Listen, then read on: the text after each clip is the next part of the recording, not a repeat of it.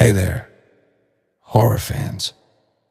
Welcome to Sundust Short Horror Stories, where we deliver quick, real-life chills that'll linger long after the lights go out. I'm your host, and tonight's tale is about a kid who loved horror until it moved in next door. Let's get right into the creepy funeral home next door. I was just a 12-year-old kid back then, totally obsessed with horror stuff, Shows like Ghost Adventures, blasting gothic metal bands on my headphones, devouring every scary movie or creepy urban legend. I could find I loved it all. The ghosts, the monsters, the dark vibes. But here's the thing, it was all make-believe to me. Safe fun. Even in real life, I was a total scaredy cat. The slightest real-world creepiness would send me hiding under the covers. And then there was the funeral home next door. It was this massive, ancient Victorian building that had been a funeral parlor for as long as anyone could remember. We're talking way back in the day when they did everything in-house, even their own autopsies right there on the premises. The place loomed over our quiet neighborhood like a shadow, with its faded brick walls, tall narrow windows, and that heavy front door that always seemed to creak even when no one was around. My bedroom window faced a directly perfect view.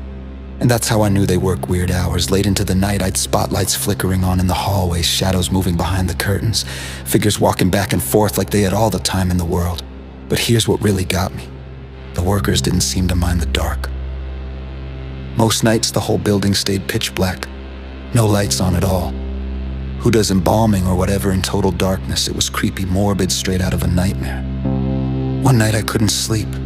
Probably after binge-watching too many paranormal videos, I peeked out my window like I sometimes did, just to fuel my horror obsession from a safe distance. And that's when I saw her. A woman, wandering the halls slowly, aimlessly. And she wasn't wearing a single stitch of clothing.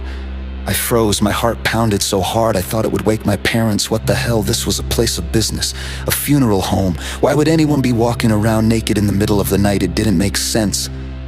It was wrong on every level. I pulled the curtains shut and didn't sleep a wink. The next morning, I spotted the owner outside, tending to some flowers by the gate. I'd known him for years. He was this quiet older guy who always waved hello and slipped me candy on Halloween. Seemed normal enough. So I marched over, trying to act casual, and spilled everything.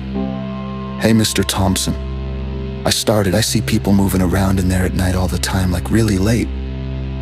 And, last night there was this lady walking around with no clothes on. That's super weird, right?" He stopped what he was doing, his face went pale, and he wouldn't meet my eyes. He stared off toward the building for a long moment, then sighed heavily. "Oh God," he muttered. "Okay, buddy, listen. There's something you need to know about this place.